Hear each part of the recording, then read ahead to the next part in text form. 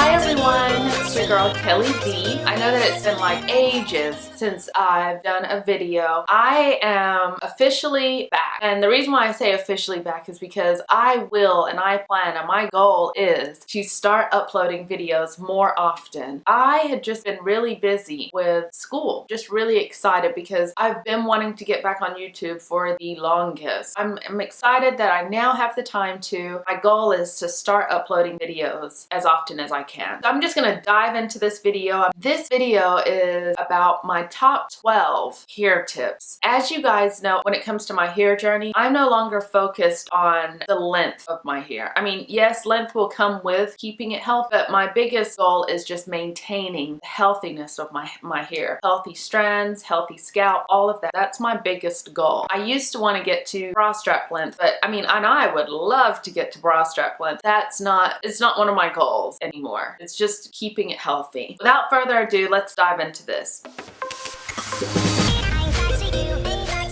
My number one hair tip is deep condition with every shampoo. I don't care what you're doing, make time to deep condition. Even if you just deep condition for 15-20 minutes, that is okay. If you can deep condition for about 30 minutes to an hour, that's excellent. The reason why I say that deep conditioning is important is because our hair gets dry really quick. We've got to be able to replenish that moisture back into our strands and back into our scalp. My favorite deep conditioner is by Shea Moisture. It's called, and I'm probably saying this completely wrong, so don't judge me, Manuka Honey and Maphora Oil Intensive Hydration Hair Mask. It has African Rock Fig and I think that's called Baobab Oil. I don't know how to really pronounce this. You see what the bottle looks like, and this is what I recommend that you get. I use this, and I also use Head and Shoulders Dry Scalp Care Conditioner with almond oil. When I'm in the shower, I put this on, and then I throw this on top of it. I mix in both of these. This smells absolutely amazing. It doesn't stink, but it's definitely not my favorite smell. But this makes your hair smell really good, and it adds extra moisture to your hair. Number two hair recommendation, wash your hair after you've worked out. I don't work out as often as I'd like to, but I do work out at least once or twice a week. Eventually I want to get up to like 5 times a week, but we'll see how that goes. When you work out, your scalp starts to sweat. You don't have to wash it immediately after, but at least every 7 to 10 days after working out, you should wash your hair, because when you sweat, you release a lot of salt from your body. What will happen is that salt will start to eventually break your hair off. So you want to make sure you wash that salt out from your scalp, because again, the whole purpose of this is to create and maintain healthy hair. Number three, avoid ponytails, and that is what it is. Just avoid them if you can. Use a clamp, use a clippy, whatever you need to do. Bobby pins, it's up to you. Number four, clip those ends. Every 3 months or so, make sure you get your hair professionally clipped. Do not do like me and try to clip it yourself. It is not gonna work out. I have done stuff like, and you guys might have done the same thing, put your hair up in a ponytail and just,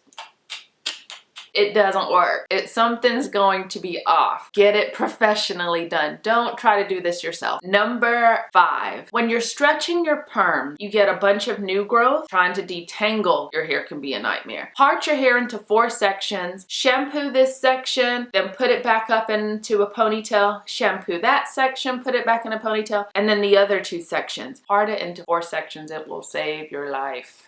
Number 6, your ends are the oldest parts of your hair. Baby them. Be gentle with them. Make sure you put conditioner on your ends and work your way up. Just be as gentle as possible to the ends of your hair. Number 7, use sulfate-free shampoos. This way, you're not using harsh detergents on your hair. When you don't use sulfate-free shampoo, you might as well be washing your hair with dish soap. Just saying. The sulfate-free shampoo that I use is matching bottle to the deep conditioner that I use. This is the, and again, forgive me if I'm butchering this, but it's the Manuka Honey Maphora Oil Intensive Hydration Shampoo with African Rock Fig and Baobab Oil. Number 8, air drying your hair. I rarely use a blow dryer, but if I must, like, there have been times where I've washed my hair at like 9 o'clock at night. God only knows what I was thinking because I had work the next morning. And then that's when I pull out the blow dryer because I'm like, I am not waiting for this to air dry. On days like the weekends when I do have time to air dry it, I highly recommend air drying your hair because direct heat over time, when you do it over and over and over again, it can damage those ends. And again, your ends are the weakest parts of your hair. Number 9, detangle your hair after you have let it air dry. I do not detangle my hair on wet hair. If you guys have noticed, when you do detangle your hair when it's wet, you end up with a lot of hair in the comb. And then after you've detangled it and say you decide to blow dry it and you're combing through it again, you end up with another bunch of hair in the comb. I do not detangle in the shower. That is like a hot mess waiting to happen. The purpose of this hair journey is to maintain your length and maintain healthy strands. And if you're tugging at that hair when it's wet, you might as well kiss your journey goodbye.